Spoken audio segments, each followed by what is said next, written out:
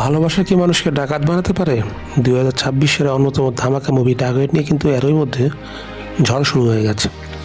এই মুভির প্রধান আকর্ষণ আদি বিশেষ, যাকে আমরা এর আগে মেজর বা হিটের মতো মুভিতে দেখেছি, কিন্তু এখানে সে একটা একদমই আলাদা চরিত্রে অভিনয় করেছেন। অন্যদিকে মৃণাল ঠাকুর, যার অভিনয় নিয়ে আলাদা কিছু বলার কিছু নেই। গল্পটা দুজন মূলত একটা প্রাক্তন প্রেমিকের, যারা একসময় একে অপরকে গভীর ভালোবাসত, কিন্তু ভাগ্যের চক্রে একটি দুর্ঘটনা দুজনকে দুই মুহূর্তে দাঁড় করিয়ে দেয়। এখানে আদি বিশেষের কথা বলতে হয়, সুন্দর একটি অভিনয় করেছেন তিনি, যে কিনা জেলখানাতে 13 বছর ধরে জেল খাটে।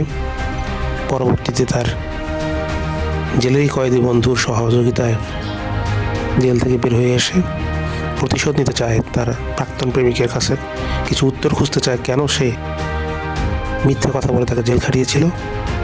পরবর্তীতে তারা দুজনে একটি ডাকাতির গল্পে জড়িয়ে যায়, এবং এটা গল্পটা অনেকটা করোনাকালীন সময়ের কথা মনে করিয়ে দেয়, যে সময় করোনার জন্য মানুষ লাখ লাখ কোটি কোটি টাকা খরচ করেছে।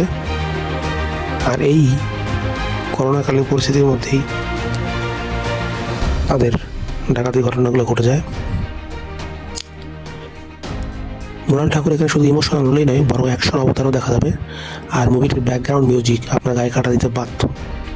আপনি কি মনে করেন আদি বিশেষের এই নতুন অবতার রাজত্ব করতে পারবে বক্স অফিসে? আপনার মতামত জানতে চাই কমেন্ট বক্সে।